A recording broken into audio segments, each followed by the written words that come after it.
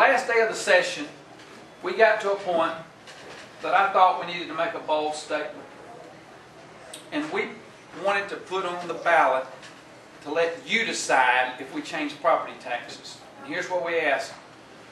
Did you want to eliminate all taxes on your birthday for your cars and freeze the values at not more than 2 to 3% on all other properties? That was the question that we wanted to put out. Let me say it again. We were going to let you decide whether or not we eliminated the birthday tax on your cars and froze the values of all properties in Georgia so they didn't rise by more than 2 to 3% a year. And we were going to let you vote on it. And I, to this day, cannot tell you why the Lieutenant Governor of the state of Georgia and the Governor of this state did not want to let the state Senate vote on that and let you vote on it. I have no explanation. All I can tell you is it didn't happen. Casey Cagle chose to not allow a vote and never allowed a vote on property taxes. Now, I started this conversation talking about how as Republicans we used to have as our core principles giving tax relief and changing tax policy. And for some reason this year we did not get that opportunity. I hope if you get a chance to see the Lieutenant Governor, you ask him to let you have it one more time. Because I intend to bring that same proposal back again and again and again. It is time to change the concept of taxing people's after-tax properties that they've already paid a sales tax on. It's time to think differently about taxes. If I could pass a magic wand, I'd end all property taxes. If I could only get part of what I wanted, I would not have property taxes on your cars or your homes. Why in the world did we decide that you can tax where a person lives, feeds their families, and sleeps at night? And if you don't pay those taxes, make no mistake about it, they're going to come take your house. It's time to end those. The way you start ending those is you freeze the values and you come back later with a different way of funding local governments. Now, I'm not opposed to local government. I understand the vital function of local government. There's just a better way to fund local government. After we had been talking about property taxes for 3 years, in the middle of the session, for the first time, the Lieutenant Governor came up with his own proposal. Now, I know there have been other conversations about cutting income taxes, but in the middle of the session, he decided to cut income taxes. So here's what he did. He voted cut income taxes and property taxes, sent it to the House, and you know what we did?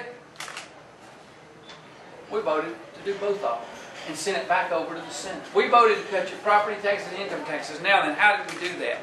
We just put a little clause on the back of the income taxes that said the provisions of the income tax would start just as soon as we fully implemented the property tax cuts. Now then, what happened to that proposal?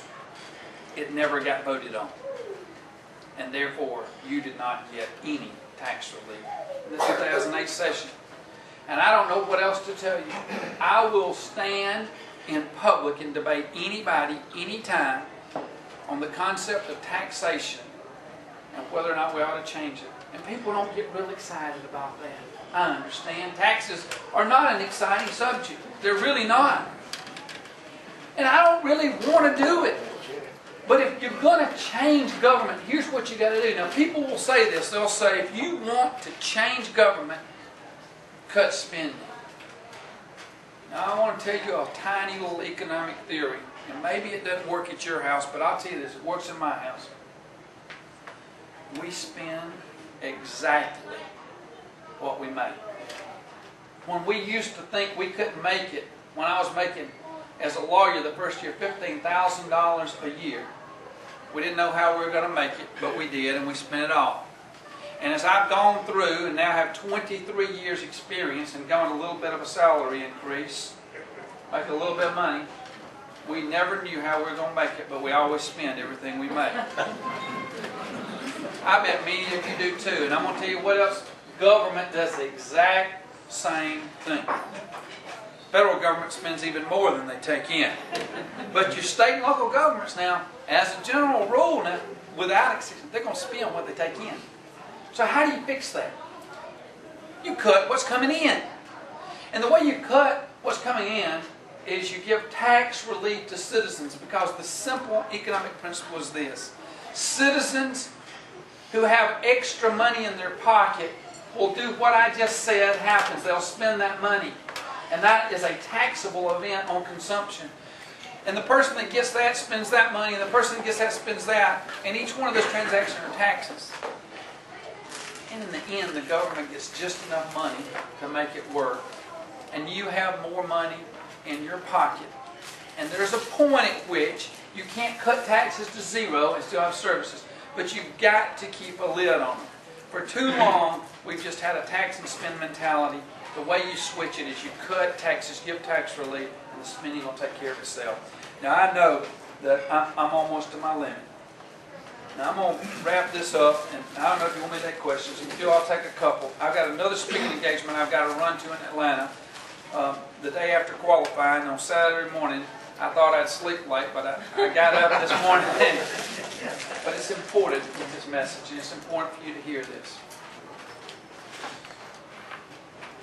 I don't ask just to be opposed to something. I ask why, because I think by asking why and can we do this better, we make our government better. If I do nothing else, I would give up on transportation, trauma, and tax reform if I could raise the high school graduation rates in Georgia at least to a B, 80%, which by definition would be 1 in 5 students when we graduate from high school. If we had the high school graduation at 80%, we would have done something that's never been heard of in the state before. Now, I'm not going to give up on those other issues. I'm going to keep doing them. But my pledge to you is this. As long as you'll elect people like Matt Ramsey and John Yates and send them to the House, and as long as they'll vote for me for Speaker, I'm going to keep trying to change things, do things differently, so that you have a better life and our children have a better life. Only by having new and different ideas will we ever make this a better place to live. And it's time to do it. Thank you for all of you that are out here today, and I'm going to answer a couple of questions, then I'm going to run to Atlanta.